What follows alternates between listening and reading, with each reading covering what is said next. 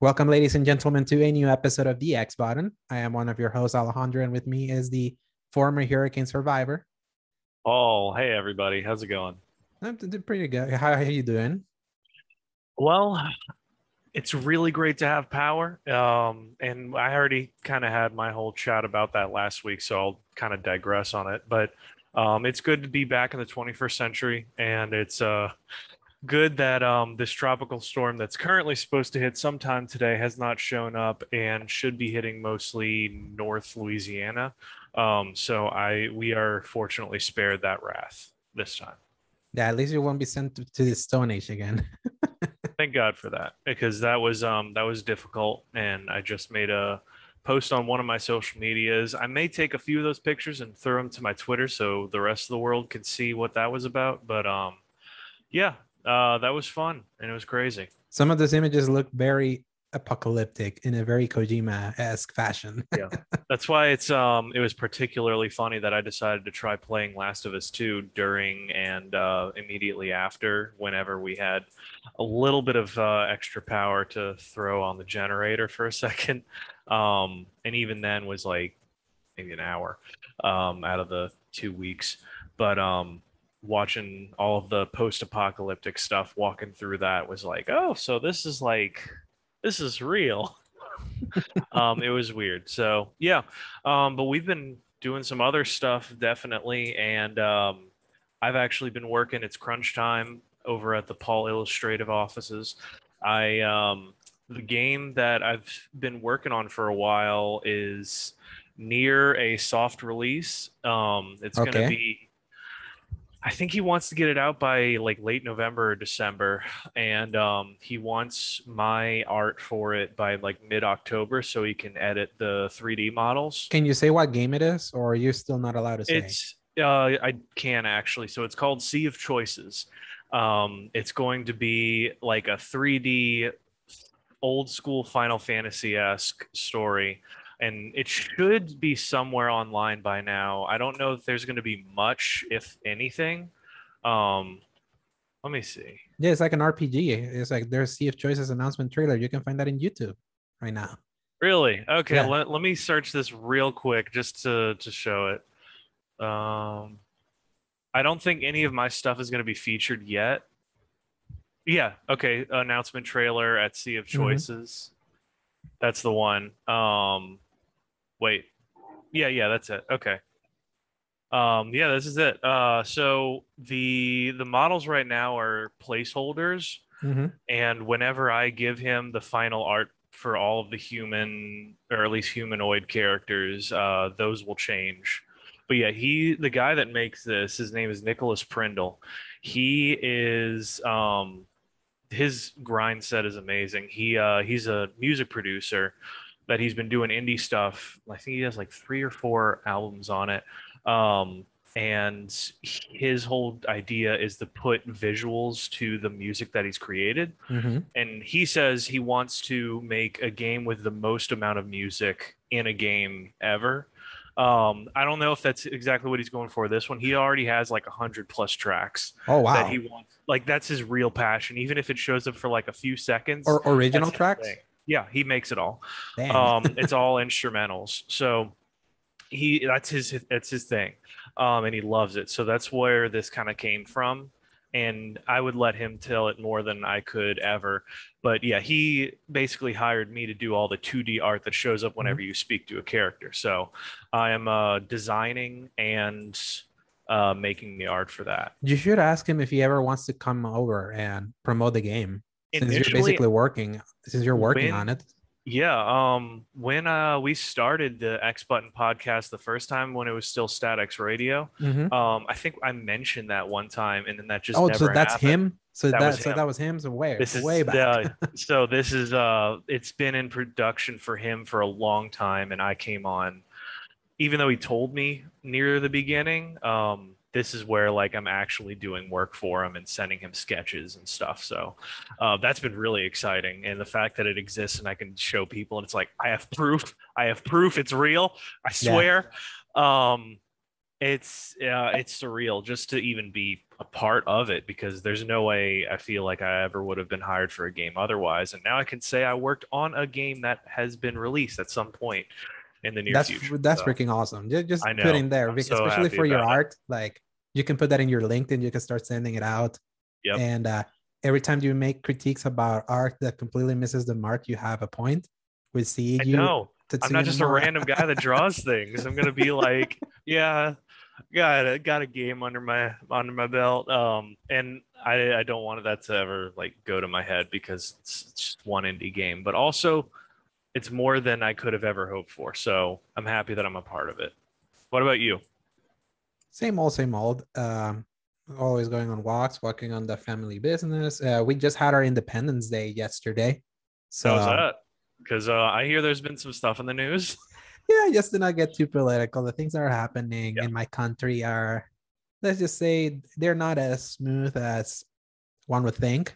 But some of the things that happened yesterday may seem like they had more of an impact. I'll leave really. it. Yeah, I'll leave it.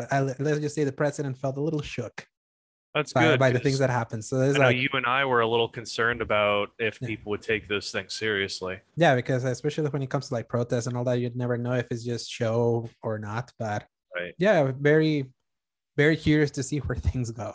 Hmm. And yeah, but then other than that, nothing new. Just playing games, streamed a little bit.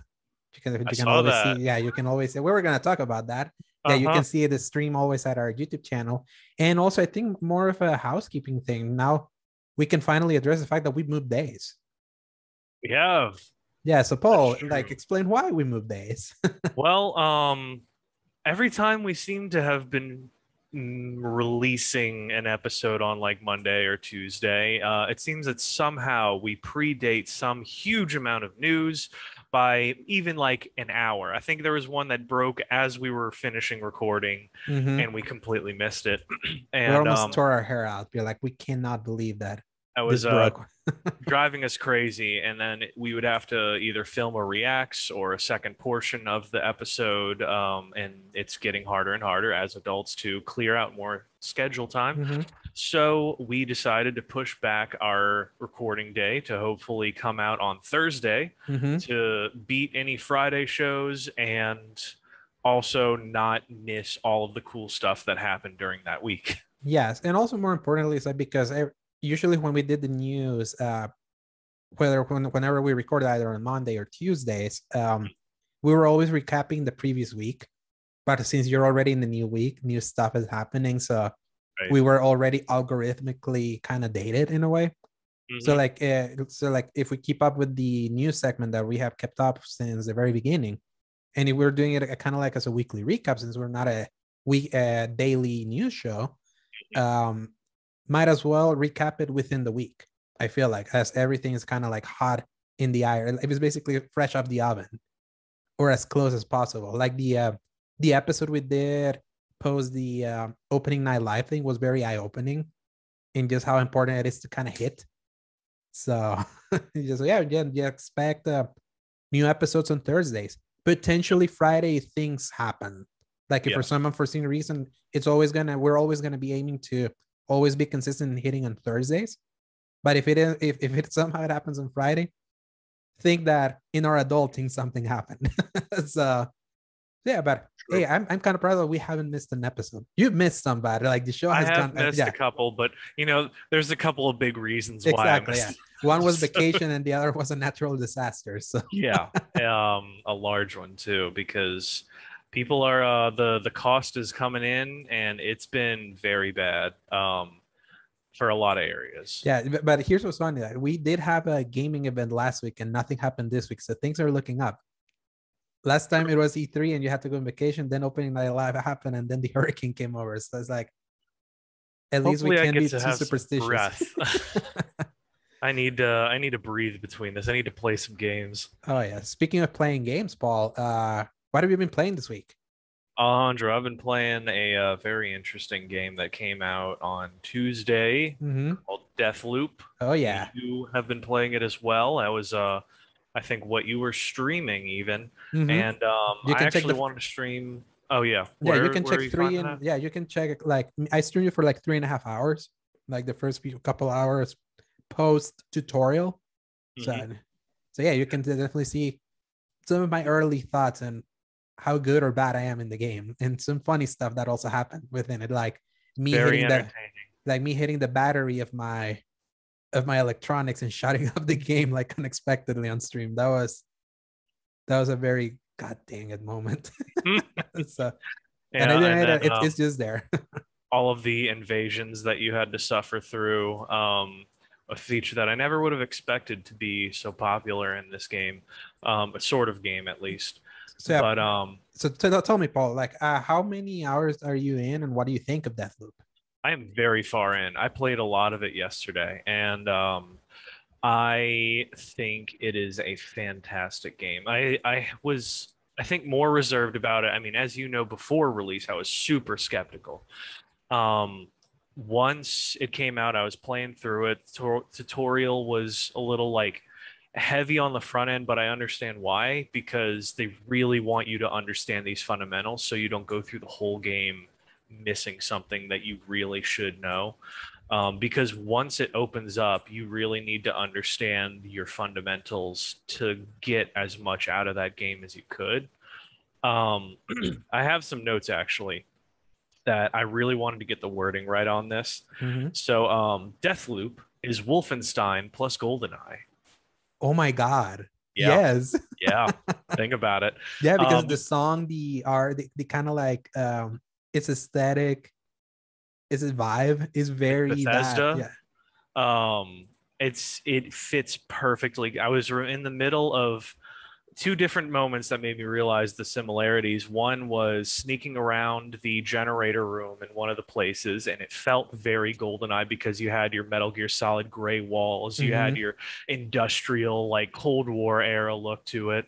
And then you had your first person view pistol and all that stuff. And I was just like, oh, I'm getting flashbacks to this. Mm-hmm. And then the second one was I was in the middle of belting out the automatic shotgun on a bunch of enemies all at once. And I went, oh, like Wolfenstein. It feels just like that, Mm-hmm. where you had your triple barrel just unloading on people in front of you and just tearing off parts of their body. It felt so Which satisfying. kind of makes sense because do you know that Arkane worked on Wolfenstein Youngblood, like Yeah. with the fishing game? So it would make sense that they kind of learned something while they aided with that stupid Right. game. That's a shame, but I'm glad they clearly learned from it. That's one thing that I can say about Arcane, and just every time they do something, if they make a misstep, they learn from it in the next, and you can see that. Mhm. I went back and played the original Dishonored, and the quality of life that they added into that I didn't realize It's heavy, was right? night and day. It is so much better than I realized, and it made me realize that I'm pretty much only going to be replaying Dishonored 2 in the future, because going back to Dishonored 1 is just so difficult, unless you want to play a specific way. But anyway, back on topic. That was one similarity I realized. Just Deathloop is all the Dishonored plus quality of life, like I mentioned. And then Deathloop is what happens when you blend lore and story the right way. Oh my god, Now, it's so good just with to that again. break that down, let's bring up our favorite Horizon Zero Dawn, Mm-hmm. and like audio logs, all that stuff. I mean, any open world game, you've got that because exploration is a thing, and people, the devs want you to explore every part of the world, and then so they put little things there so you want to go check it out. But the problem is that they either don't really have much to do with the story, they do add lore, but there's not any reason to go get them. Um, Outside of like your own desire, your own curiosity and whatnot. But what Deathloop does is every little piece of audio files, little papers, literally helps you solve the mystery and progression of the It all main matters. story. It literally It all everything matters. matters. I was actually listening to all the audio files, reading all the stuff to make sure I understood the codes and what I was unlocking. And the fact that it does that, but it doesn't just leave it at that. It gives you a prompt in your little menu area to say, like, it's not going to give you the exact answers unless it's like a code, which it'll bring up for you. Thank God, because I would be like, all right, where was that code? Let me go through or this. sometimes it actually tells you the solutions so that you're not like running around like an idiot. Yeah. They're thinking, is this you have to look at this, and then you go to your man, it's like, what, that was the solution. You can see that in my stream. Yeah, but and then there's other times where they don't tell you exactly it, so you do get to, not have to, but get to kind of go through and say, oh, what was that code for this? And like the weird machine that has like the giant cassettes that you have to jack in to open up the door, for spoilers. But it has like a blueprint of all like the codes and stuff, and you're like, you had found all of the symbols in a previous mission way earlier, and if you go through, you can pull them up, and then you look at the thing, and then you put it all in. And I felt like a genius, which usually I feel like an idiot. It's just the fact that it's all pulled together in the right way with quality of life that lets me stumble but not get really frustrated. There's always a way to fall back on that. And what are you going to say? You're a very directionally challenged gamer. Yes. And how do you feel? Yeah, how do you feel the way this game is designed, like in its layouts and all of that, that It makes is, you really learn it? Like, has that been able to kind of like circumvent the fact that you suck at direction? Yes, immensely so, actually. So, I would say the most difficult environment so far has been our Wolf Boys mansion. Alexi, yeah. Oof. That's difficult, I will say, because so many of those hallways look so similar. But that's kind of the point. I feel like that's the Castlevania, or Castlevania. I don't know how they call it exactly, but anyway, yeah, Is the castle it's like area. that's the crazy. Like, this is a maze, and where you're going to feel it. This is like the final evolution of testing all of the skills that you've had up till now. But like everything else, I'm super surprised that I both remember where everything is. There was points that I was running through something, and then I remembered specifically where like a health thing was, or I remember where a crank wheel was from over Everything's here. there. Like literally It's everything is there. it's all there. It's surprisingly easy to remember. I think at first I was really wishing there were more environments, but now I understand leaving only 4 and making them so distinct means that your memory from one to the next is so much easier to go, okay, this is the place with all the planes. I remember there was one, like a thing under this plane over here at this spot, and it's so easy to find that I've never been like, there was only one time I got frustrated because finding like the paint symbols on the side of the art lady's Fia's base. I'd killed everyone. I'm just running through it, and there's like 15 of these paintings, and you have to find exactly the one that is based on this little piece of credit. A little sentence that explains where it's supposed to be. And that was the one time I had to actually look it up to be like, all right, I've gone through all of these. I must have missed it. And sure enough, it was like right behind a wall where I never would have seen. But that was like the only time I got frustrated enough to check something out. And I'm surprised that I've been able to find everything that I've needed to very easily. With just a little bit of difficulty on like some of those, like you have to find this exact audio file, and I'm like, where is it? But usually I've found it. Yeah, and the good thing is that it at least tells you it's in the area. Like when you put it like in your log, and there's like the orange square / diamond that tells you where to go. At least you know there's something there. It may not tell you it is here, but you know it's there. That helps me a lot, because it's the places you have to look for things are usually very small offices, and they know that like, all right, we're not going to give you this whole building to search this thing. We know it's in this room. Just look. And then eventually I've found it going from like one table to the next. But well, what are some more thoughts that you've had on it? Because I kind of focused on some more general. So originally was like whenever they were promoting this game, and whenever the previews started coming out, they were like, this is like a mix of Hitman with Dark Souls and Dishonored, and I don't remember what else, it was like a huge mix. I would also throw in my hat that this is also Majora's Mask. Yes. Yes, like this is like the Majora's Mask loop, but with the advantage that there's not an ever-present clock kind of threatening you for the day, and like the only time ends in this game is when you move out of your area or die. Or die. Yeah, if you die, you're 3 times. If you have the power, right. the power of reprisal, you get there. And it really makes me realize that that's so cool, because it all comes together with the fact that you have to really learn your environment.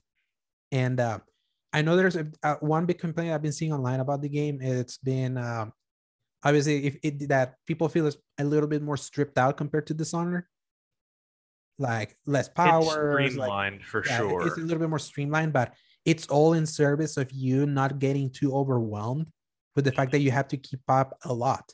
That you do. There's a lot of like, oh, actually, I'm gonna let you finish. Actually. Yeah, and I feel like the way you learn environments reminds me of the way you can learn the mansion from Resident Evil or Resident Evil 7, because everything is in the exact same place all the time. And it's about really figuring out how to be the most optimal to take out these 8 targets. Like in one run, you do one, you take out one. In another run, you may have the chance to have 2 targets at the same time if you play your cards correctly and when to go on a specific day. And that's the thing, like even though there's the 4 environments, there's 4 times of day. And every time of day is different. Different enemy placement, different like things that are open. Like for example, near the castle, there's this library that has all these weapons that is only open at noon. If you go at night, it's closed. Yeah. And so it's like, and what I love is that, yeah, it's not quite a roguelike, but it has roguelite elements. But they're such that those words were different, but yes, yeah, roguelike, roguelite. But I don't feel it's punishing in a roguelike way. Like for example, Returnal, that really slaps in the face if you lose and having to restart a full run. The whole infusion system that they've added here, where everything in your run feels like you're always making progress. It's very Hades in a way, because Hades also had that roguelike. That was more of a roguelike game though. But it knew how to always make you feel that you're always propelling forward. You're never kind of like always starting from zero. You always feel progression. They took that from that game and put it here. Like being able, like I've had runs where I'm literally not even hunting the targets. I'm just building my arsenal. Yeah. Like just like exploring everything, getting all the what's the name of the thing that you absorb that gives you currency? The residual. The residual, yeah. So you absorb the residual, find a really cool weapon. Especially it has the typical looter thing of this is a white weapon, this is a blue version of this weapon, this is the purple version. I don't know if there's even different color later, but it's that I have found a couple of. Yeah, so you can then spend some time to like build up your arsenal so you can really set up the kind of play style you want to pursue with this. And it's just so satisfying. One thing though, the AI is abysmal. Has it gotten better? Like the more you play it, like it's kind of astonishing how dumb the AI of this game is. They knew, I think near the end, at least for the game, they understood that the AI was not going to be on their side as far as like intelligence. So they just throw bodies at you. And somebody told me that there was like a cool in-universe explanation that they came up with for why the AI is so bad. And it is the idea that all of these people are reliving the same day. They know, it's like, you know, when you jump into a multiplayer game, but you really don't care. You just keep dying. You throw yourself at the enemies, and sometimes you get kills, and you're like, whatever. They were like, that's the mentality these people are going through. And so they're just going to throw themselves at you. They're going to run at you. They're not going to mess around. If you disappear, they're like, he'll come back eventually. I'm not going to worry about it. And it's a very like apathetic thing that goes through the whole universe, and that's like the whole problem for these people, and that is like their mentality when facing you. So I was like, okay, that's kind of interesting. Like it doesn't change the fact that the AI is horrendous, but it's like, okay, if I want to like suspend my disbelief a little bit further, that's what I'm going to go with. It's like the only thing that is like, because on Monday when the review embargo lifted of this game, it was like both IGN and GameSpot gave it a freaking 10 out of 10. And I was like, whoa, a 10? Because if I'm honest, I thought this was going to be like a 7 or 8 out of 10 game, like just based on what I I was had been worried it was going to be like seeing. a 5 or 6, frankly. Because So because glad. if we have to like really say something, is that the marketing of this game probably didn't do it justice, despite the fact that it was over marketed. I mean, we even got a freaking 5-minute trailer in the PlayStation thing. We got what, 10 minutes of gameplay The during. what the last state of play. Yeah, and it was like all stuff that we'd already covered. Um, it's the problem of like they put a lot of marketing money in, but they didn't do it smart. Yeah. Like you and I came up with the Wolfenstein plus GoldenEye. That sounds way better than whatever they came up with, because like I was like the idea of Wolfenstein blended with GoldenEye just sounds amazing, and I just don't think they explained it And well I'll throw enough. it out there that the way some of these levels are designed and the kind of freedom you can get and the way you approach things is very Metal Gear Solid 5. That, Yes, and I I would know could that see because I've been that. replaying all Metal Gear games and I'm already in my Metal Gear Solid 5 replay. And there's nothing more satisfying than figuring things out and seeing that there's always a different way to be like, oh my God, this opens new avenues for to be able to do this. And I feel Arkane has always been masterful at grade level design, all the way to the first Dishonored, Dishonored 2 even more, the Clockwork Mansion. I mean, come on. Um, Even Prey in a way. Even though Prey, I felt it was more annoying to play. It felt it had a purpose of why it was a little bit more clunky, and it still had grade level design. And I feel Dishonored. I feel Deathloop is kind of like them condensing their best design sensibilities in a way that feels manageable and leaves an impression. Like this game, I do feel this is Game of the Year contender in a year that has barely had anything come Yeah, out and things kept getting pushed.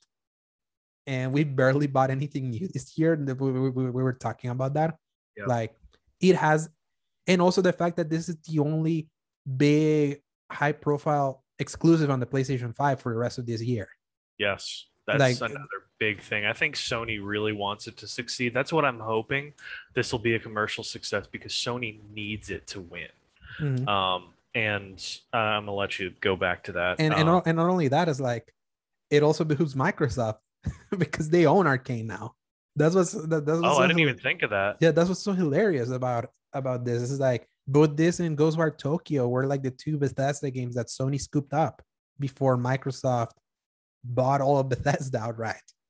But then like I wonder what kind of contracts they had that they didn't want to sever the contracts the promise they have made for those exclusives, because that's so Yeah, funny to think that do like the more imminent Bethesda releases are only gonna be in the competing platform. maybe that's why the deal ended up being the way it is because they honored stuff that was already set up before the purchase date, and then say everything after this date is now Yeah, ours rather and than. yeah, and like what happened with Starfield, like even though Starfield was Yeah, announced at the Bethesda conference in 2018 when they were multi-platform, so you could always infer that those games will either be multi-platform unless specifically stated that they were exclusive, like what happened with Deathloop and Ghostwire in 2019 E3.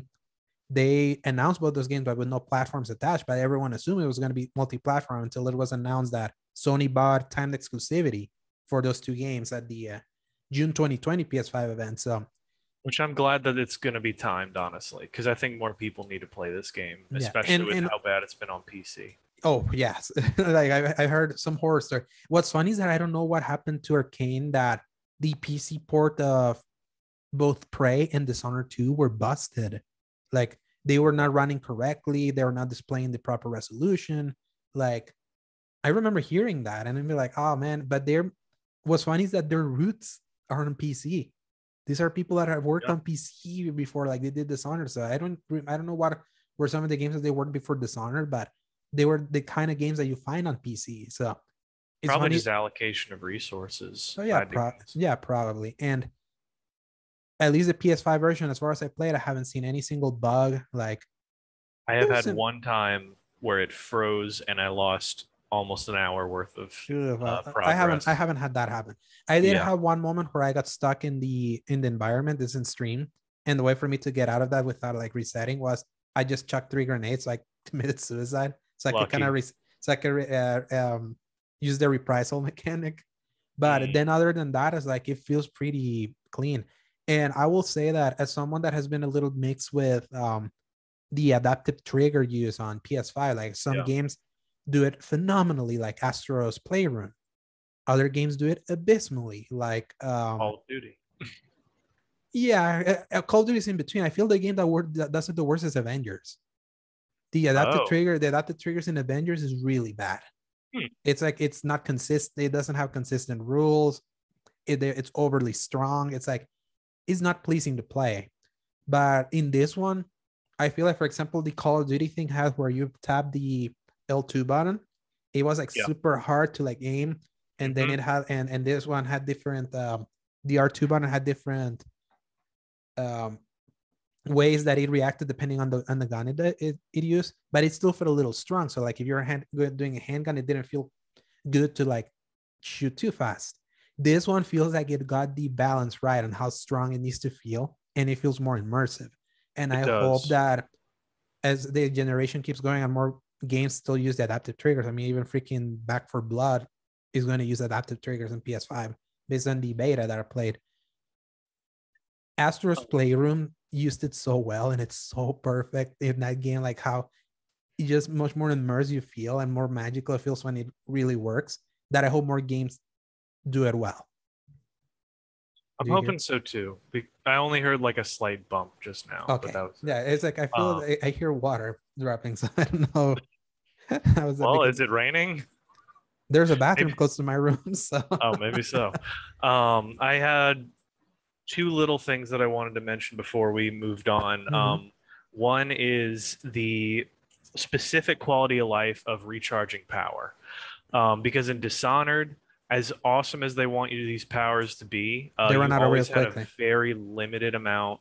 You only had 10 things that could refill part of it, and so it was always very sparingly that you would do stuff like that. And like any promotional material was like you were burning through power like ridiculous. But this, like the fact that it just comes right back so quickly really benefits with your ability to use these powers regularly. Don't worry too much about it because I've realized that it's very you go in big, you'll get a lot of crazy people coming after you, and you also have a lot of power. You're just a glass cannon. Mhm. Um, Yeah, as much as this game is a stealth game, it really encourages you to fight, to shoot yeah, your guy. It's like it's we talked about you like you have a problem with like Hitman yeah. that you have this problem with stealth games that for some reason you don't want to play them as stealth games. I want to And play them like movie stealth yeah, games. it's I think this one gives you that fantasy It does. because this game also does away with the thing that you always find in this kind of sneaky immersive simulation games that if you mess up there's a quick save, you can kind of keep reloading to get that perfect stealth run. There could be a way to do a perfect stealth run of this game because the AI is so freaking stupid, Yeah. but at the same time I feel like it's very interesting how it solved that conundrum of not allowing you to save scum because it also encourages you to just go all out, use your weaponry that you have there. But also know that if you go all out, as stupid as the AI sometimes is, you're also very fragile, Yeah. very, very fragile, and you'll die real quickly. So I feel they kind of hit an interesting balance there and very impressed with it. And considering we haven't had a new game, like an actual new IP, a new kind of franchise, like in a bit. Even this year, like the last like new franchise for me that I even bought was Returnal. And that game was so hard that I kind of put it away, be like, eventually I'm gonna hit the mood where I want to kick my teeth in with like something so punchy, especially because that game plays so well. But yeah, I haven't did like usually new generations where you want more new IP. This is one. And bittersweet for PlayStation fans because this will be the last Arkane game they're gonna get. I know.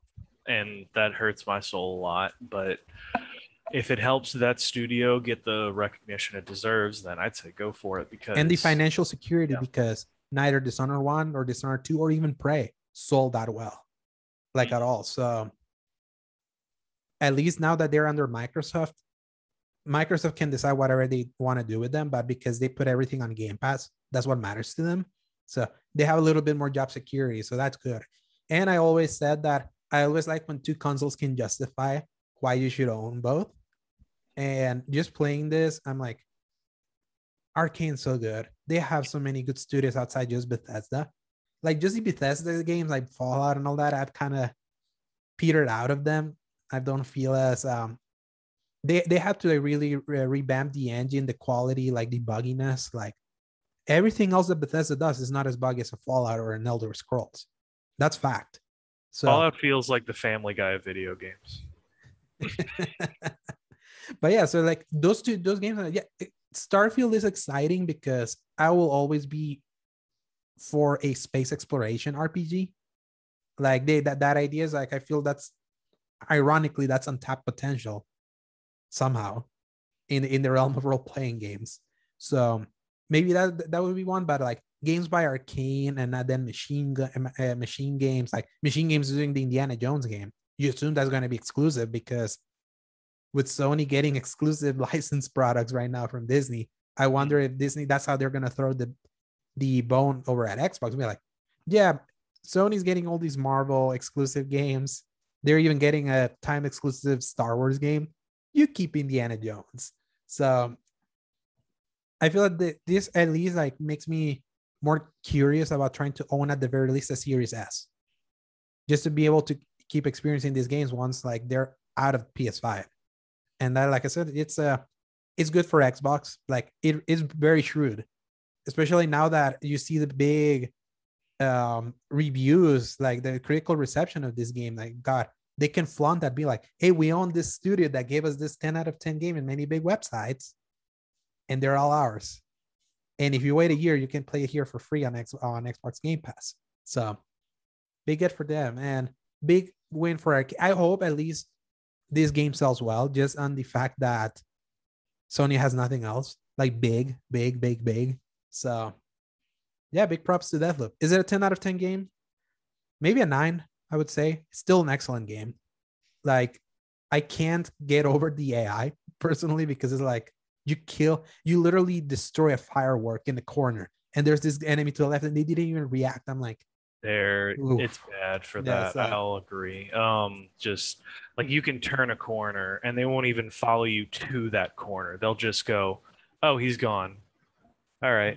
Yes. And that's it. But yeah, I can't even fight. I can't wait to play more. Hopefully we can be I heard that it's not that long, which makes sense because of the way the game is designed, but it feels like a game ripe for replayability also. So can't wait to play more. I'll make stream more of it. I would say I will say though it's a hard game to stream in a way because being a meticulous stealth player, something doesn't make the most exciting streams.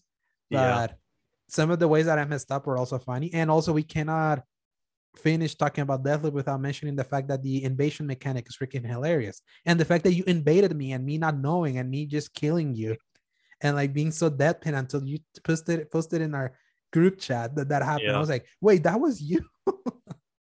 And to clarify to everybody listening that I went in just not caring enough. And Alejandro happened to sneak up behind me while I'm just waltzing through one of the areas and just two shots me instantly. And I felt very played by that process. What's funny is that you kind of saved my opinion of that moment because when I was shooting because what was the name? Is it Juliana, the invader? Yeah. But I was like masquerading as a random AI character. Mm-hmm. So because you were masquerading, it was like, you kept running away from me. I was like, and I was shooting and I was like, he just kept going. I was like, does this game glitch? And then I killed. He's like, oh, I killed Juliana. I was like, I had already been thinking the AI of this game is pretty bad. That's even awful. Mm-hmm. Until I saw that, I was like, oh my God, that's funny. That's so funny. And it doesn't, even when you kill it, it doesn't tell you who it is until you're in the, like in that like reward page that you get when you exit a level that it tells you what you did and it's in the corner. Until I saw that you posted a picture. I couldn't believe it. And then I got invaded by someone outside and I did get killed. So I was like, Yeah, I'm gonna put this in friend only invasion. Yeah. I quickly did that for myself. Honestly, I switched over to single player where it's like only the AI. Mm-hmm. It It can has be taken tough. a lot of the fight out of her. She's still dangerous, but it's a lot less of like, all right, I know she's gonna lock down this entire section of the map and then slowly work me down, but it's like the AI just kind of walks through looking for you. It's so funny. I Um, get Gambit vibes from Destiny 2 whenever she invades. Really. Yeah. I mean, Oh, you know yeah. what? Okay, I get Uh-huh. it. Yeah. Yes. The invasion of like, oh shoot, there's somebody here. But that's Watch Dark out. Souls. But that was also that was popularized in the Yeah, Demon Soul Dark Souls series being invaded. So I again, it's was like it's a traumatized. interesting smorgasbord of games that comes up together Mhm. into something unique. And I can't recommend it enough, especially for PS5 owners that have nothing to play right now. Definitely get it. I Yeah, would highly recommend it. Not an essential purchase for me though, but it's like highly recommended. So yeah, Paul, that definitely was think so. that was our thoughts slash review thoughts of Deathloop. So there is a few things that have happened in the week before after the showcase, and that's the thing. Like, there's no worse news time than the week after a big gaming showcase. But we were able to to get some pretty meaty stuff. And also, by the way, like back in the day when we started doing the show, no, we always had a structure where we talked about what we've been playing, then we went through some news, and then we had a topic that we can kind of like a fun topic that we can discuss. And while we've been doing the first two things, I think it's kind of time now that we're almost 20 episodes in again. Like since we return, I think we kind of want to bring back topics, and Paul is going to be the one that's going to bring the topics for the show to discuss after we do news. And I don't even know what they are. We prep about this show, but that's the one thing that he's going to surprise me in. So we'll see what that is. But for now, we have to go to the news. So, Paul, press X. For some news.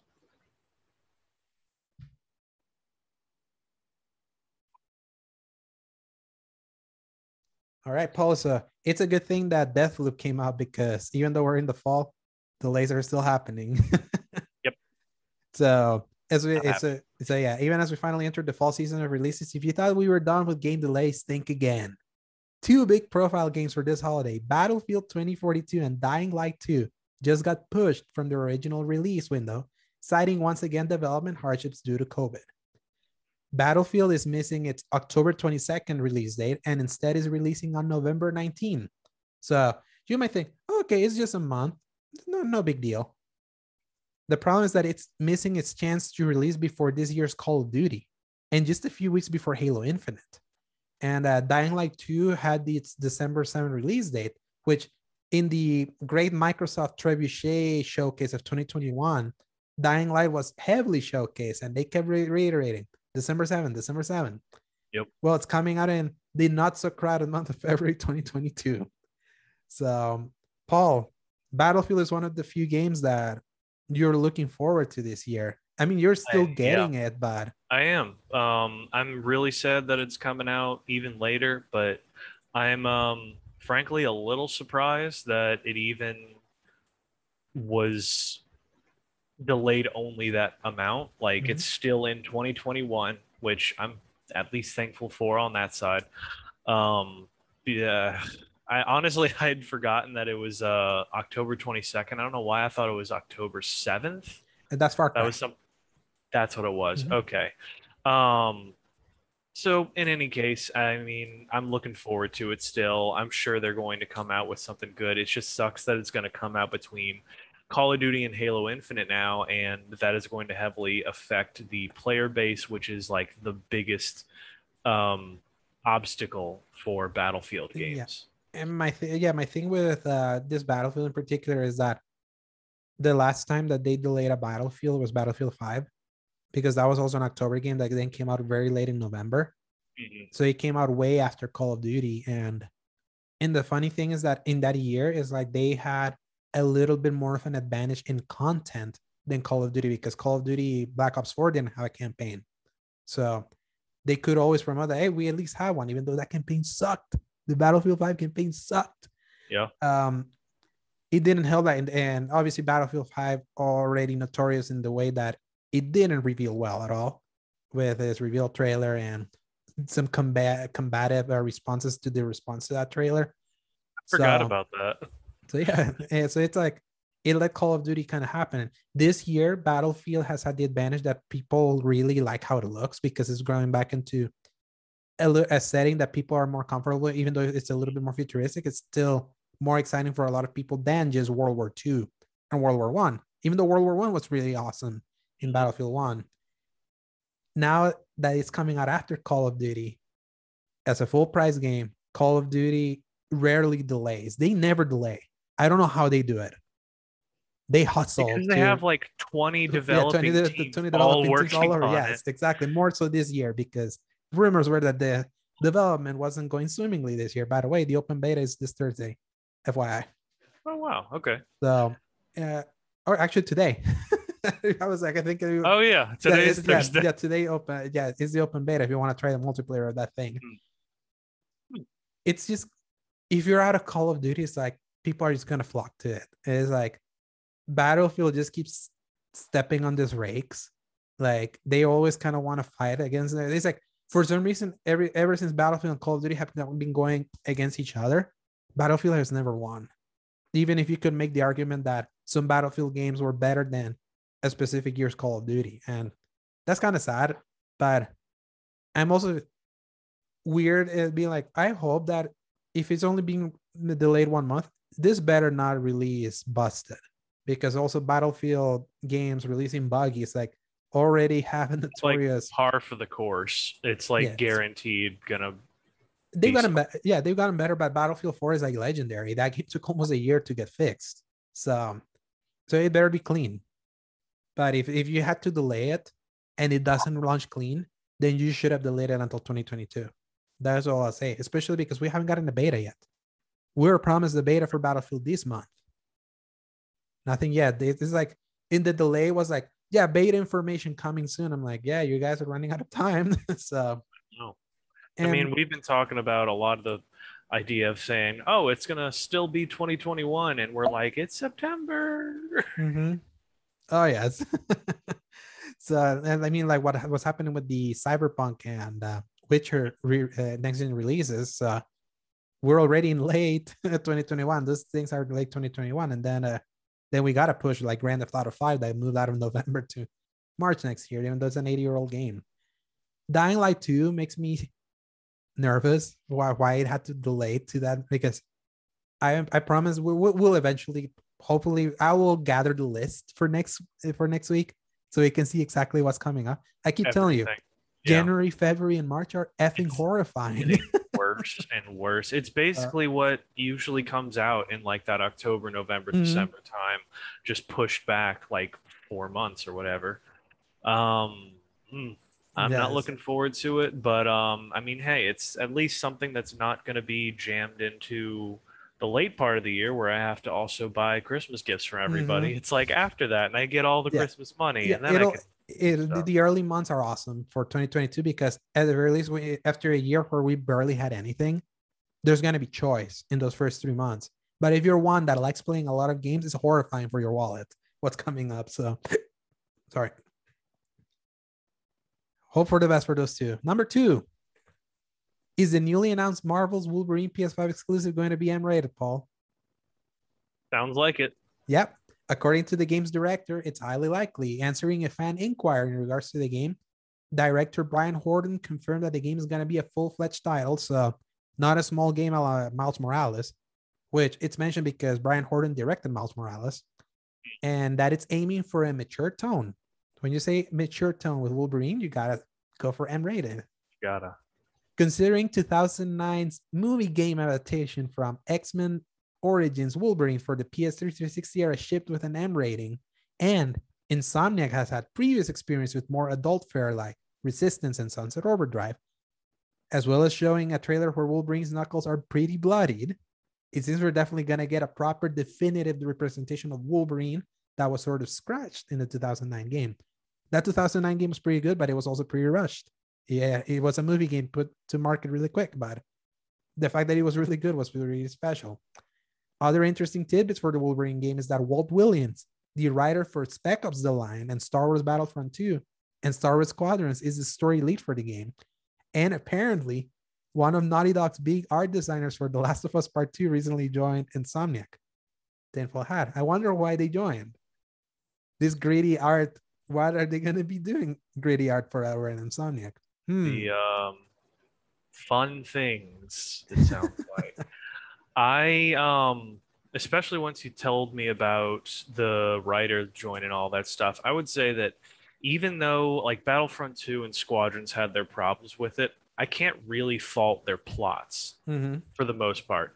Like Battlefront 2, they were probably operating with a lot of constraints on what they could do and say. I think I even remember, I don't know if we ever discussed it, but there was an interview where he said we wanted to do something really cool, and like Disney / Lucasfilm told him, say, like, all right, well, you have to add Han Solo. You have to do these things. You have to have her switch allegiances really quick. Allegiances like immediately, because we don't want us like associate with heroic Empire people or something like that. So he was like, all right, well, we've got all these constraints. Let me see what I can do. And they did something pretty good in the middle of that.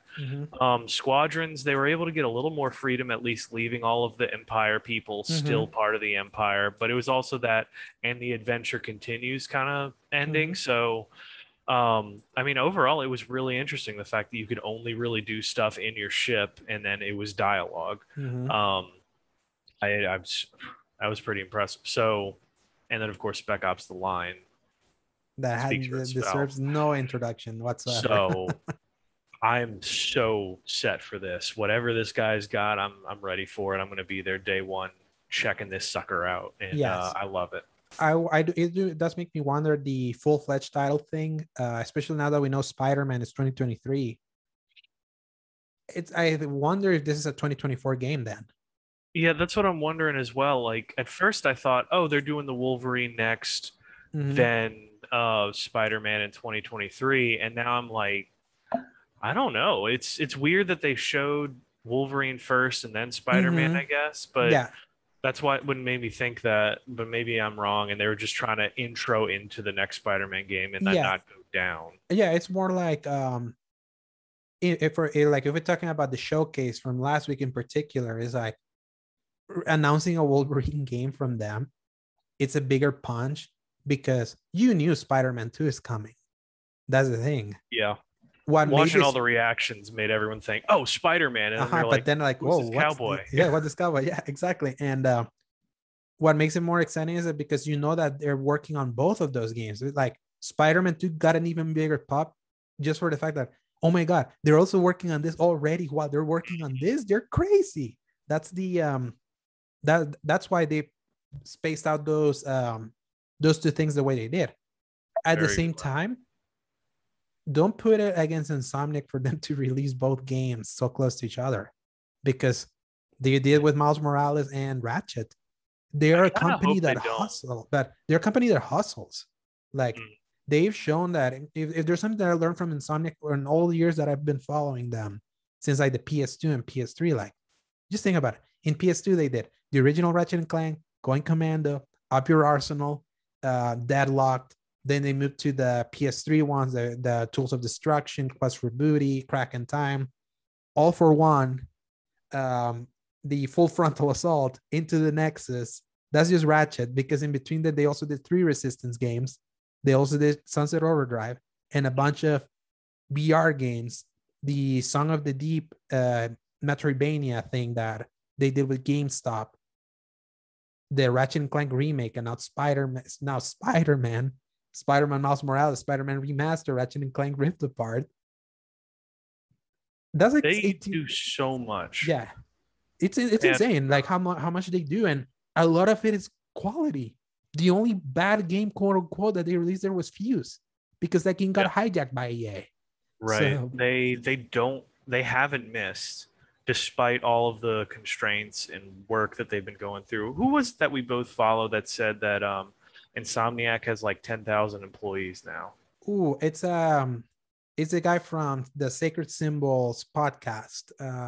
Con Moriarty, his name is. Like, because Yeah, he has direct connection with some of the like the managers there, and he said that they have a lot. So That blew my mind because I never would have expected them to have so many, but it makes sense why they're able to do so many games all at because they once. have like two big studios in Santa, like their studio houses like two big teams in the Santa Monica office, and they also have a North Carolina office. So because they have that much, I think they can do that much. They can always have like three games going at the same time. Yeah. So because this is even not mentioning the fact that they were hiring for a multiplayer game a few months ago. Oh yeah. Yeah, so imagine. So, What are they doing over there? yeah, what do they had put in their water? I mean, it's a studio that just never sleeps. It's called Insomniac. Man, that's never been more on point, has it? Yes, but I would say the 229 million that Sony bought the studio for, the biggest steal of the century. Like just for Absolutely. they have they literally have grabbed the monster that is the PS5, the size they put it on their shoulder and carrying it for the next 3 years, while other studios haven't even released their first game. I mentioned it's like when barely any next gen game has barely gotten one game out, they're about to release five. That's crazy. It's that Sigma grind set, boy. Yeah. That's how they operate apparently. But shoot, I could never do any of that. That's one thing that I've realized with game development is I could not survive in that kind of world that they operate daily in, and my heart goes out to all of the people that work And, on it. and here's what's funny. They claim that they don't suffer crunch. I don't know how. Yeah. That's Either they crazy. just have the resources to spread it out enough so that nobody's overworked, which is a great way to push, but Is it also because their games aren't 50 hours long? also true. I think the longest one would be, what do you think, Spider-Man? Spider-Man is like 25 hours. Yeah. So that one's probably their biggest, but I would also say that was like their most resources put Mm-hmm. into it. Oh yeah, because that game is like a master of polish. Mhm. So, and then even the latest Ratchet and Clank wasn't that long either. So Which I wouldn't expect those to be very long anyway. they don't need to be that long. So speaking of not going long, number 3. Yes.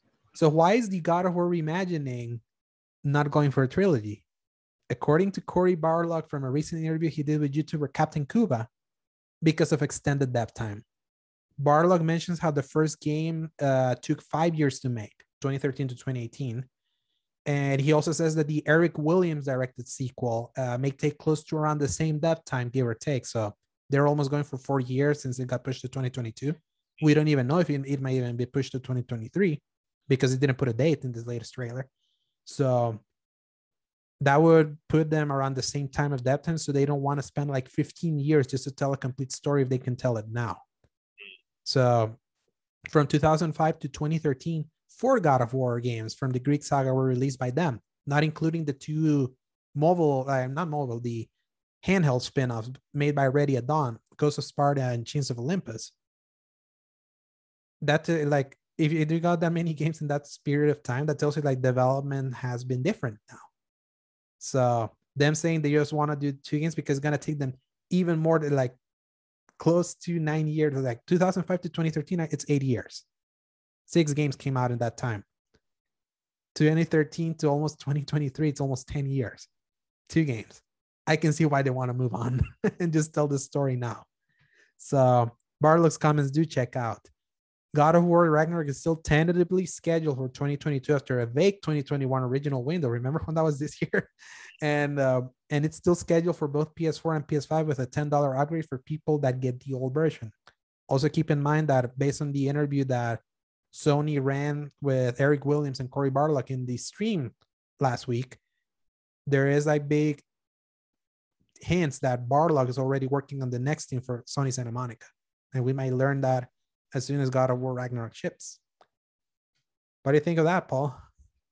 Well, right at the end, I got Game of Thrones flashbacks because the last time I heard that somebody was already finishing up his work on one thing and was ready to move on to the next one. That didn't go well. I know this is probably not the same situation, but and granted, if it was supposed to come out this year and they just need more time for next year, I believe them more. Plus, it's the people that made God of War, and I know they don't mess around with their stuff. And just like the detail and work that they put into to make all these performances great, the animations great, and the combat great. The polish, the amount of polish and scale. It's fantastic. So yeah, and needless to say, I feel like they know what they're doing. They're going to come through with something really solid.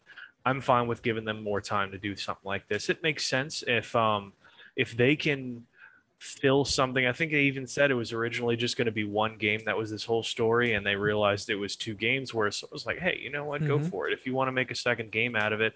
I think that was a knee-jerk reaction from everyone thinking, oh, it's another trilogy, and then realizing it wasn't. And it makes sense the way he said. It's like, this has taken way more time to make something like this. I'll take one more game of that caliber than 4 of previous God of War calibers. Exactly, especially because those games came out really quickly. Like the original was 2005, then the sequel, which was much better, came out in 2007, but the development used to be quicker. Then when they moved to PS3, they added an extra year. God of War 3 came out in 2010, and then Ascension came out in 2013. Obviously Ascension was the weaker one because they unfortunately closed the book so hard on the Greek mythology that they had to like flash back to a prequel with almost nothing else left, because they let Ready at Dawn use a bunch of stuff that they had not used. So by the time they got around to make another game, they're like, crap, they already used a bunch of stuff. We barely have anything. So let's do this. Everybody's dead already. Yeah. So let's do the Hecatoncheires or something like that. So yeah, Ascension was like the only miss from that, from like that period. And it was still good. It wasn't a bad game. It was just not like more God of War, but it wasn't like significant addition to the storyline or anything. It wasn't this is one of the best games of the year that you absolutely have to play. It was just, it's more of that. So if they're more settled and just really making an impact like they did with 2018 and trying to do that again and just kind of cap it there, I have more respect for the people that know when to close things instead of the arbitrary, let's do another game just because we can. Like, for example, as good as the story is in Uncharted 4, I think you could have stopped the trilogy. Like, stop. and even now then, like with The Last of Us, like especially after part 2, the way it was received by most players, I feel like I wouldn't want a sequel after that. And they already kind of rumblings that they may even go for a third one. And it's like, I have more respect for Santa Monica to be like, let's go out while we're on top. Especially since we already have another thing that Cory is already working on here. And he's pretty much basically saying it without saying it. And I'm really glad they're going with before you finish, is that they're giving him the freedom to walk away from projects rather than your Hideo Kojima problem of this guy has to be the head. He has to write all of it. We're going to force him to do this one thing. And then you get burnt out and then you get burned bridges. But then you get Cory Barlog. Yeah, you think of Balrog from Lord of the Rings. Balrog. I keep wanting to say that. Barlog, being able to let him step back and work on something else, let somebody else head it, and then you get more power, more passion, and then he gets to do something else at his pace, and then back to you. And within the studio. And Santa Monica needs something new, because other than Kinetica, an early PS2 game, they've only been a God of War studio. There's been other games that have the Santa Monica logo, but the thing with Santa Monica is that used to be a big studio where they would incubate a lot of indies, like your Pixel, like not Pixel Opus, but like the that game company, the guys that made Journey or Flower, like the Unfinished Swan, like all those kind of indies, they were all incubated within Santa Monica.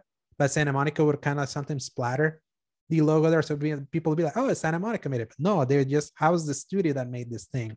The core development of Santa Monica has only been God of War, so.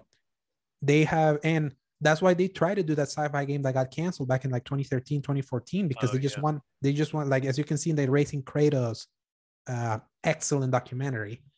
By the way, every time you watch that documentary, you just want to play the game. I tell you, you just watch it and you'll get the desire. It yeah. always does. I Always remember does. when I watched it, I went back and like played part of my New Game Plus save. Yeah, and you show there is like they were very candid about how that was a dream that died for them, because it was like the expansion of the studio, that like the spreading of the wings that they wanted for that studio, especially at a time where God of War already went through that ascension period of like, this is more of the same, do something else.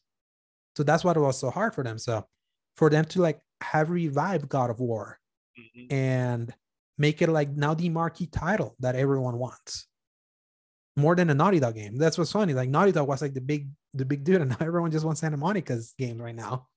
I remember even somebody like me, I was not caring at all about God of War, even when the new one was going to come out. I don't think it was until after it like first released that everyone said, "Oh, you have to play this," that I was like, "All right, I'll pick it Because up." everyone was like, this is gonna be good, because it's like it looks like it's a lot of time has been put into it, and a lot of just anyone didn't expect to be the almost game-changing masterpiece that it was. I sure wasn't. It was the game that reignited my passion for games. That's why it's like behind Mario World as my favorite game of all time, because without God of War, I wouldn't even be here playing games anymore, because I was getting bored of them. That's and true. that, like, I remember that's what reinvigorated your love for the games. yes, because so that's why that first game is always gonna have that specific memory tied to me, because it was just such a great juice up that I needed for that. And I don't expect the sequel to that kind of impact, because the first game already did that. If it's just more of the great game that we got, that'll be fine. Just continue the story. I think it'll be fine. I wish people understood that things don't have to be crazier and better. It's just like more of this caliber is fine. And I know people are going to bash on it and hate it. But as we heard from the great theologian of Ratatouille, he, um, ego, that's what his name was. We have to defend what's new, and be there for the stuff that wants to put itself out there rather than just like do the same thing over again. Defend the art more than the commercial reality of things, even though you want your art to be commercially successful to you to create more art. I had respect for Santa Monica to do that, especially knowing that there's other things in the pipeline. I just hope it doesn't get canceled. Also, that would be devastating for them to. Don't say that. Don't say that. No, with Cory in the helm and him like having so much power in the studio now, I feel it's in good hands. Just look how great that was.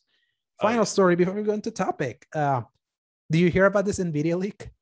I did briefly, but I didn't delve into it specifically because I didn't want to get like my hopes up too much about it. But let's see what this is all about, because I never saw these listings. Yes, I saw this list from that. It was Push Square. They extracted the list out of this server. So NVIDIA leaked a whole bunch of unannounced games via their GeoForce streaming service. So NVIDIA has been doing this GeoForce streaming service, and I think it's another one that has been doing it. That right now with COVID and all of that, a lot of people are putting their games through the streaming service so that like the big media can preview stuff from their home without having to go to like a specific place to preview games like it used to happen, because we're still in the pandemic. So apparently like NVIDIA had like all these names of things that they had been testing or internally tracking.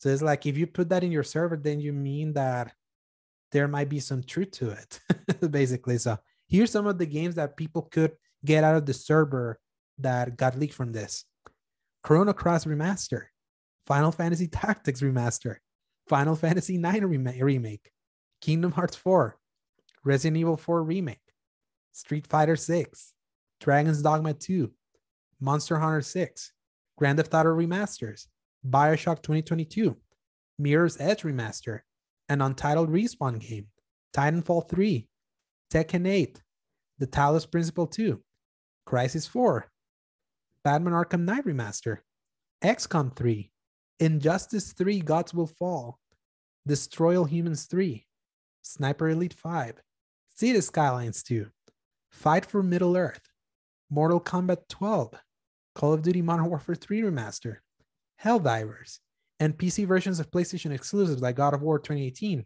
Horizon Forbidden West, Gran Turismo 7, Returnal, Demon's Souls, Ratchet & Clank Rift Apart, Sackboy: A Big Adventure, and Ghost of Tsushima.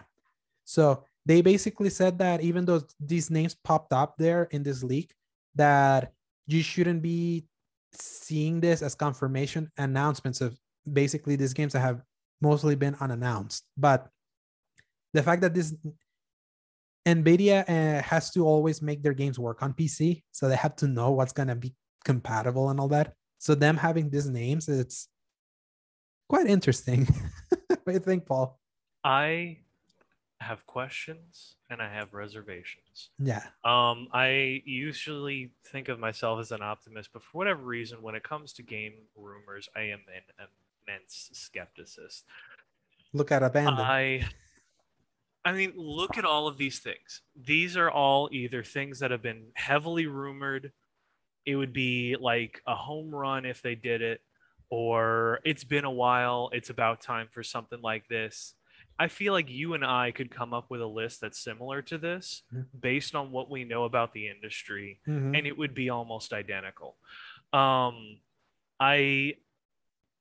It's like what? It's like pie in the sky. This is like Dream. It's like somebody at NVIDIA was like, you know, it would be really cool. Kingdom Hearts 4, Resident Evil 4 remake, XCOM 3, Crisis 4. Like, I don't think there's anything that I would say was crazy surprising to me at all. I mean, we already know Mortal Kombat 12 is in the works because I just finished the DLC for 11. The only thing that I would say isn't like an absolute or that is a surprise would be like City Skylines, the Arkham Knight remaster. I don't know why. Maybe I don't know enough about Talos Principle to know about a sequel, but like everything else looks like it's like, yeah, of course this is eventually going to show up. I would think. Alejandro, what are you saying? You're speaking like you sound like a mouse. Say something else. You're like the mice from Cinderella. That's amazing. Wait, you're back? Say something else? Yeah. Okay. Yeah. I was hearing like a robot. I don't know. Did I sound like a robot or not? You sounded, I'm going to try to implement it, but it was like, oh my God. That was all I could hear. And it sounded like just a little bit hint of electronics. So it was like it's some kind of robot mouse took over your microphone. It was amazing. Yeah, I can't wait to hear how that sounds in the recording. I don't know what happened with the mic there. It just took me resetting the mic. That was fantastic. Those are my thoughts on that. What are you thinking here? Yeah, my thing is that, yes, there's a bunch of things here that are pie in the skies that are like, of course, eventually this will show up. Like, for example, how I feel some of this is real is because Capcom recently had an internal leak. Like, oh, I did hear about that. And they had Resident Evil 4 remake. They had Street Fighter 6. They had Dragon's Dogma 2. They had a different Monster Hunter. The Grand Theft Auto remasters, we just heard those news a couple weeks back. And so I feel some of this is kind of like somewhere in the middle for me. This is like definitely some of this is like, yeah, this is just dream stuff, and just them basically preparing server stuff for the eventuality of this thing. And yeah, it just feels like placeholders for things that they think is going to show up anyway. Like, I mean, who's going to think Tekken is going to suddenly stop after Tekken 7? Like, of course we're going to get Tekken 8. We're going to get to BioShock eventually. We've had the rumors about Grand Theft Auto. The one thing that I'm not really sure about is like the Modern Warfare 3 remaster that you were saying was debunked by Activision. Do you think they're just saying that, or they debunked it in August? That's the thing. Back in August they were like, because there were rumors back in August that Modern Warfare 3 remaster was happening, kind of like in the same vein as the Modern Warfare 2 campaign remaster. And then Activision was like, at this point, it's not in development. They came out and said that. So this leak happened way later after they had debunked that happening. So okay, so they debunked it and then this happened. Okay, so the way it looked, it made me think they addressed the leak. To be fair to them, yeah, Modern Warfare 2 Remastered leaked like in 2018. Way back then. They denied it existed. It's Yeah, because that came out the in 2020. same year as no, year after Modern Warfare 2019, Mm-hmm. right? Yeah. Huh. So never take what these companies tell you with a grain of salt because they're good at the PR game. Wait, always take it with a grain of salt, right? Yes. Yeah, okay, there we go. Okay, so that makes sense. I mean, I'm excited for all this stuff and people getting more PC versions, more games that we love. I'm liking it. Yeah. I will say just for this, like if some of these were real, I would like for that Bioshock 2022 game to actually come out in 2022 if it shows there because they've been working on a Bioshock game for a while. That's been Yeah, that's been right there that's been with a thing. Arkane And Studios, BioShock with their powers. mhm. Yeah, I would love an Injustice 3. I feel it's time for a new Injustice. The last one was in 2017. Just got Um, announced the Injustice animated movie. oh yeah, Um, that trailer I was awesome. I feel like I've kind of moved on from Injustice because of I read the comics Mm-hmm. and I got up to I think year 5 and then I was just like I'm it done. kind of just becomes the same thing over and Mm-hmm. over again. They just keep coming up with more heroes to show up against Superman and then Superman beats them. And it's that whole edgy thing of like, oh, Superman's not interesting unless he's evil. Mm-hmm. But that's a whole story for a different day again. Yeah, but that's why I'm like, at least in the game side, there's only been 2 games. Side, I'll give it that. Injustice 2 didn't get enough representation. Mm-hmm. It didn't get enough credit to itself, It and sold really well, but it feels like it got forgotten real quick. it was I watched Maximilian Dude's video on it explaining NetherRealm Studios' windows of support for a game, and Injustice 2 is like by far the smallest with like maybe 6 months to a year, and then everything else being like a year plus. Mm-hmm. So he was like, even amongst the own studio, Injustice 2 didn't last nearly as long as the other things they make. So he was even hoping like if they make another one that they need to focus longer on that one thing, and it'll stop them from having to focus on making whole new games either. Mm-hmm. Yeah, and then the other one from this one, obviously, I definitely want a Resident Evil 4 remake if it's in the quality of the 2 and 3 one. I think that's just a matter of time. Yeah, I mean that one I believe it because of the Capcom leak. So, Yeah. And that concludes the news for today, Paul. So, Yes.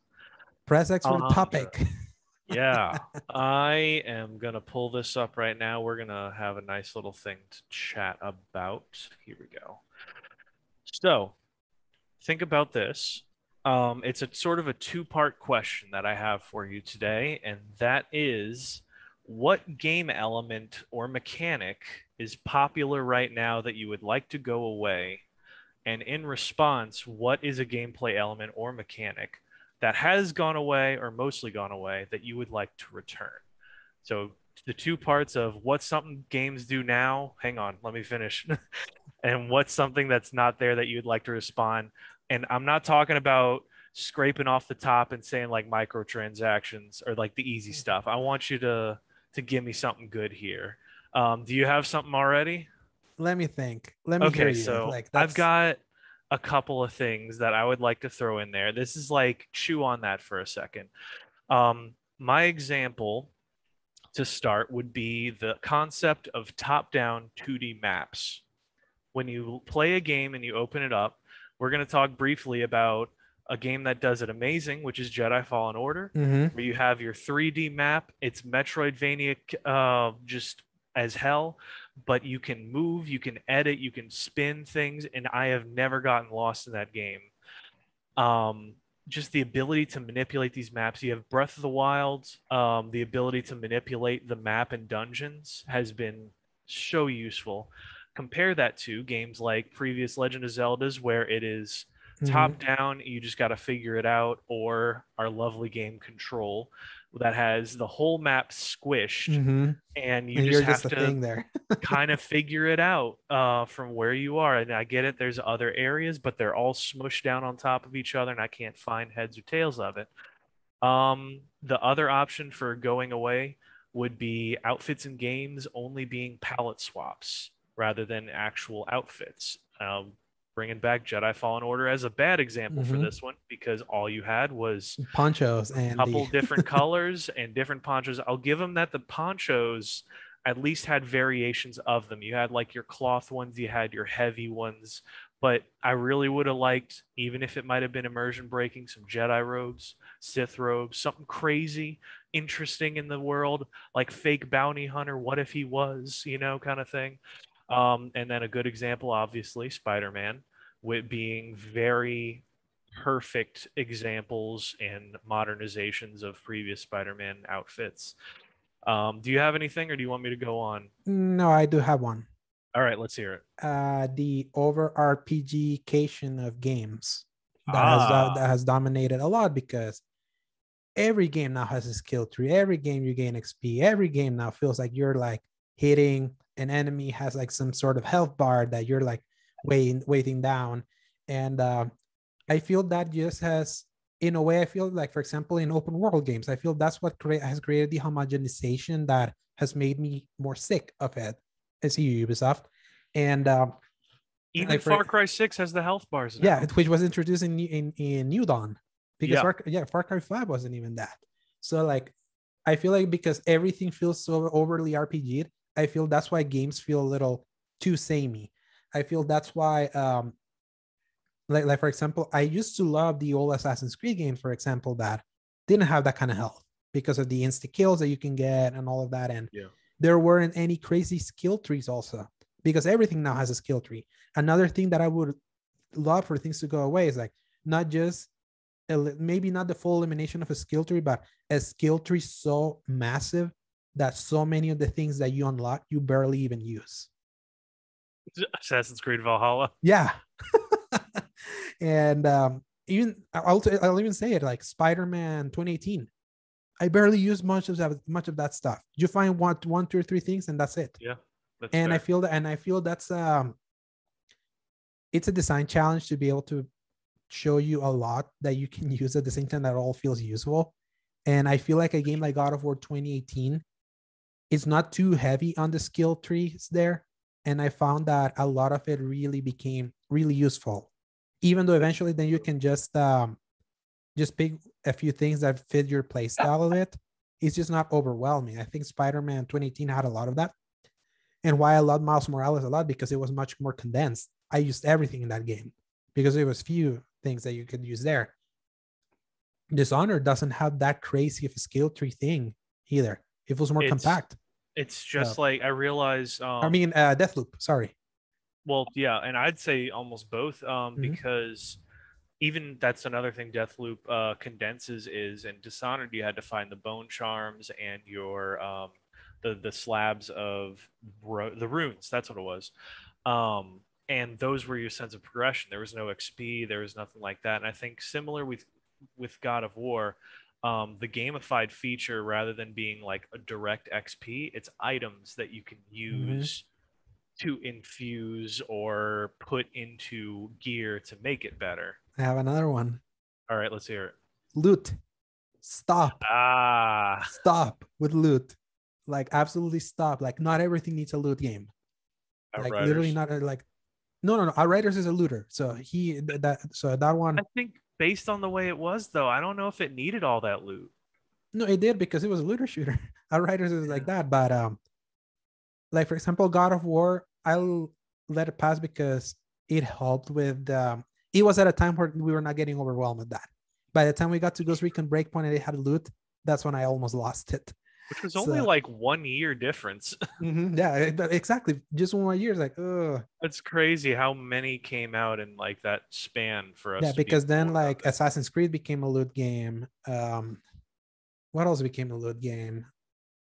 I will just say Um, that well, yeah, Assassin's Creed, you had your Far Cry, I Far think, Cry became a loot game. of Fallout course, became a loot game. Breakpoint, Fallout. Wolfenstein Young Blood.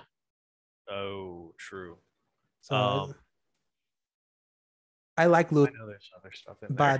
but the thing is, when you have loot game, like when everything is a loot game, it's like, Even For Honor has elements of it.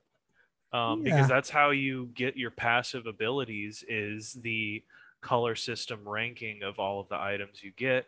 which gives you better passives. So somebody who's been playing forever can absolutely crush someone who just started if you're not careful. You know, a game that I appreciate doesn't have loot per se is Ghost of Tsushima. It has the trinkets. Yes. It has like, I Same feel it's, system. yes, I feel it's like, it's different to get tiny little upgrades that you can put into your weapons Yeah. instead of constantly cycling in and out weapons. And then As you much can as I love switch Destiny. those things out a lot easier than like your better loot. That's like just an automatic, oh, you do more damage now, you do this, that, or the other. But then it's like for Ghost of Tsushima, we can do builds. Same thing with God of War. You can like make a build that boosts certain aspects of the way Horizon you does loot play. also. Horizon, Horizon, yes, Horizon does loot. Even was it Resident Evil? I think no, they had the that's attachments. different. Mm-hmm. That was different. But yeah, so there's a decent amount of things that throw that in there that I'm getting a little tired of for No. sure. It Oh, was go for it. Shadow of Mordor.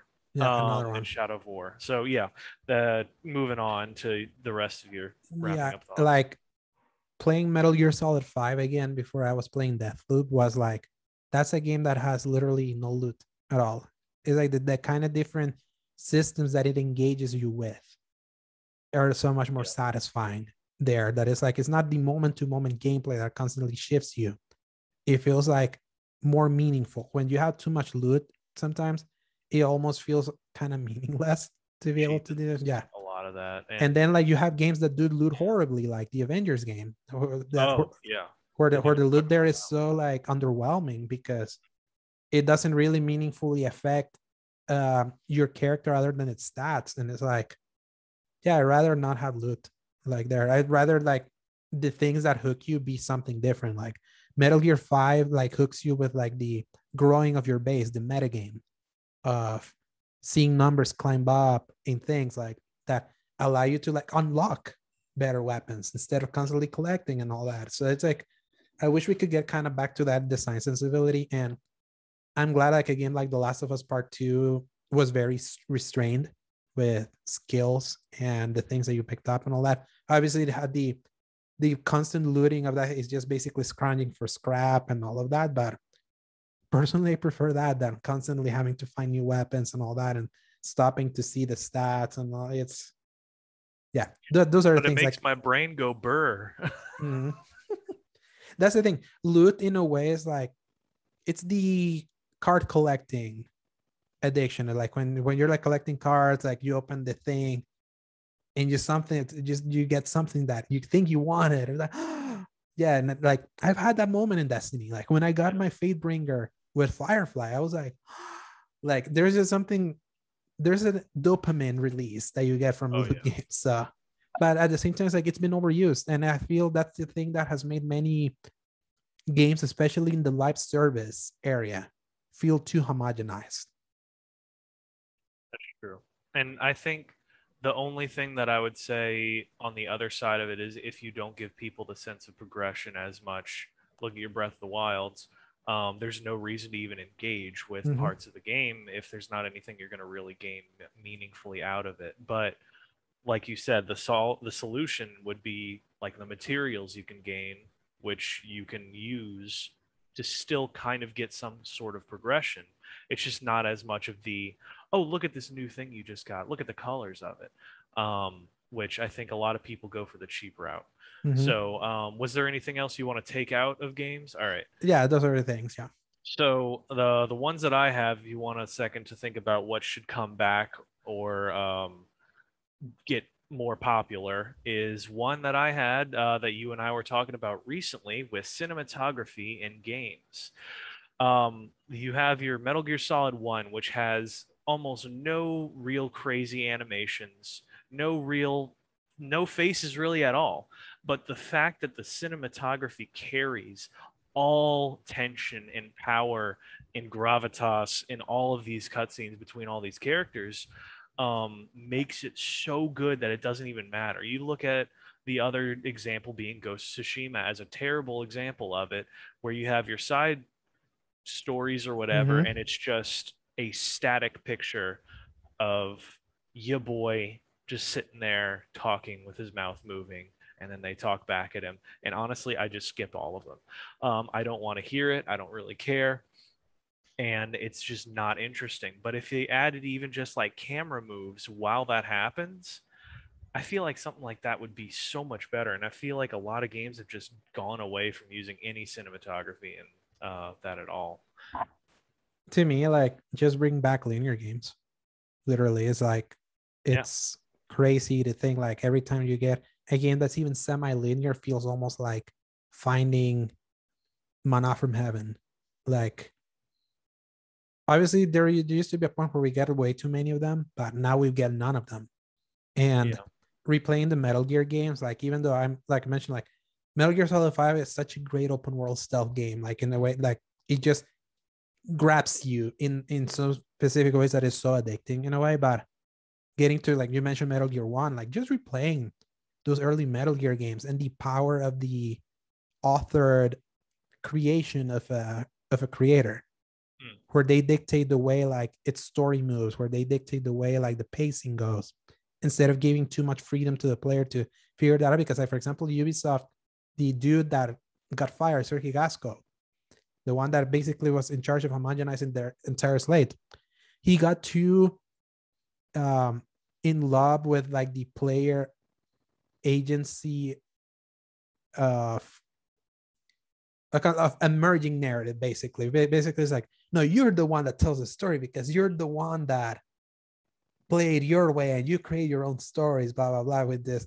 tools that But we've then been not giving you. giving them actual tools Yeah, so to it's like, actually do those and, things. and I feel like that's a cop out to basically be like, yeah, we don't want to design stuff, just here's the open thing and you do it however you want to do it. I feel like that's just almost a cheat in game design, especially now that we're seeing something a little bit more authored while giving you freedom, like Deathloop.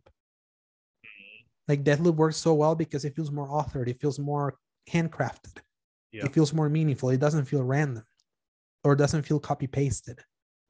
And I feel you only get those experiences if you get something a little bit more funneled.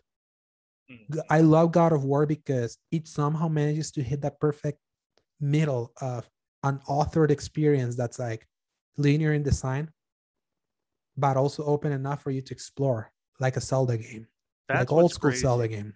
I was not expecting, even when I played God of War, I thought it was a linear game. And then I get into the The area lake. where you get the lake and it opens up and actually like activates and everything. And I go, oh, wait, this is a hub. Like, Mhm. this is going to be huge. And hubs are better. They bring back more hubs than open worlds, because sometimes a limited open space is more exciting to explore every nook and cranny than a giant ass open world game. And it's easier to make as Mm-hmm. well. Yeah, Because, and unless you want to do it in super high quality like the God of War, then that takes longer. right.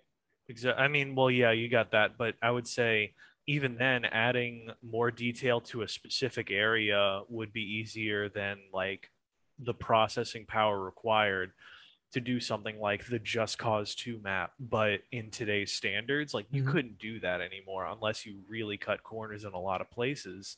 And that's exactly what happens with a Yeah, lot of these things. yeah. Games got obsessed with the let's go bigger, but they didn't really think about how does bigger makes us better. Yeah. Bigger doesn't make it better, and the more, like, especially in open worlds that I just look how massive our world is and all that, it's just, it gets exhausting. Like, you get, like, eventually you get your fill before you even roll credits. And in an authored experience, at least you get the intent of the creators in a way. So yeah, bring back more authored experience instead of Yes. just the wide open sandboxes. And it's funny that you had said that because my second thing was casual adventure games. Mm. I just like the idea where I don't have to explore this huge open world, but just like let me experience a fun adventure storyline. Like, I mean, we've got our Uncharted's, but there's not much else that's in that kind of vein. I mean, you had Tomb Raider, and that was kind of a thing, but Tomb Raider, another great example of Mhm. the authored experience that also gives you hubs for you to, like, Yes. explore and have that extra meat. Like, an authored experience that gives you a tiny bit of freedom as an aside, it's much better than the open world game for me. Like, absolutely I much think better for me. there could be examples of that. Like sometimes in Tomb Raider, that like intimidated me actually, because I had so many of these things that I had to like think, oh, I have to mentally remember all of these places that use this thing that I don't have yet. And then when I got the thing, usually I forgot all of those places that I'd passed that I could use that thing for. And I was like, gosh, I'm gonna have to like look all of this up to No, remember what the but the deal thing is that is. with the fast travel system in Tomb Raider, you knew where those areas are. Is they're clearly marked in the map. See, that was good. I don't think God of War did that until like after you'd seen them. Yeah, God of War is not that Metroidvania in a way, especially because of the way like it funnels you in and the things you Right. unlock, like when Atreus got his bow and arrow that lights up the thing is like Right. And then at least like Jedi Fallen Order would have like a red mhm. symbol or a yellow symbol or And a a green percentage in the top symbol. to know that Yeah. you haven't explored And that everything. was like so helpful for me because I was just thinking like I don't know how I'm going to know all this stuff, and sure enough it would say, "Okay, well now you have the force power that's needed for this." And then I just went over there. Bring back simple UI. Eliminates Yes. overly flashy Yes. maps and all that. Like for example, like, let's go to Borderlands 3.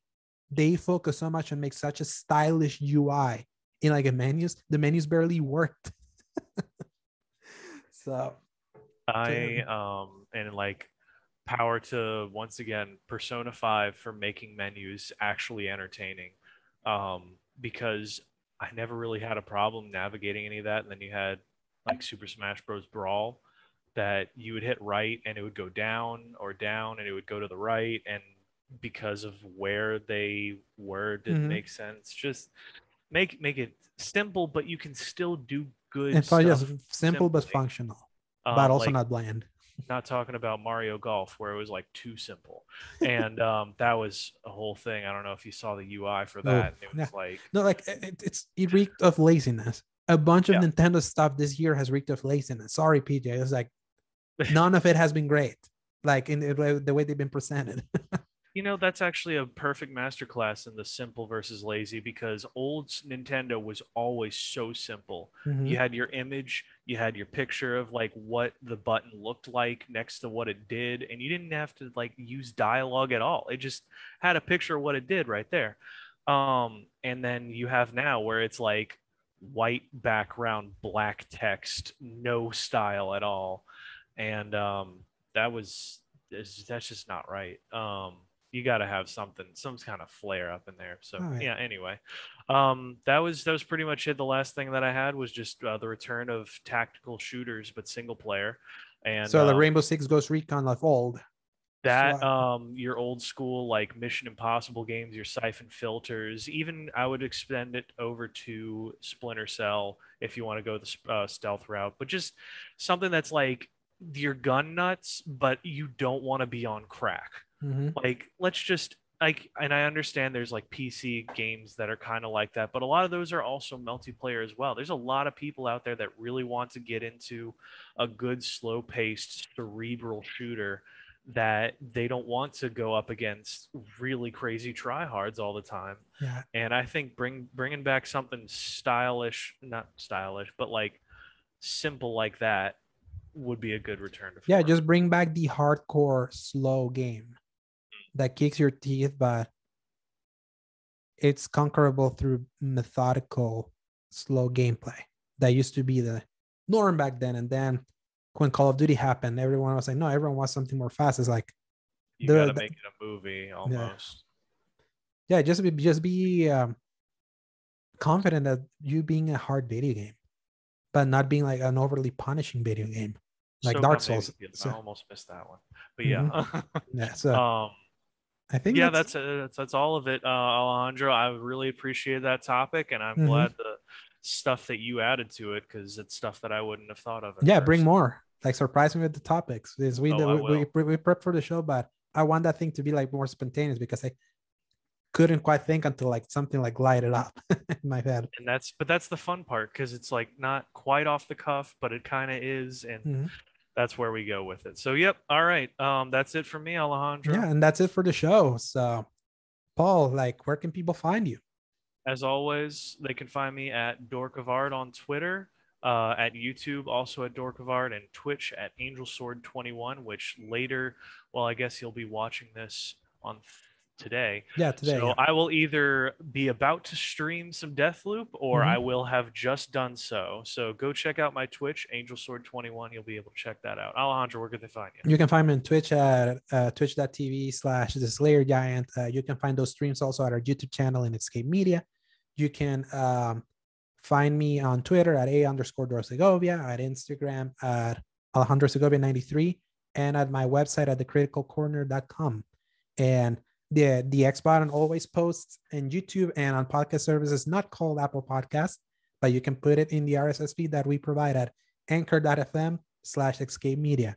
If you like what you listened today, give us a like, give us a share, subscribe if you haven't, and we hope to see you around here next week, either on Thursday or on Fridays, God willing.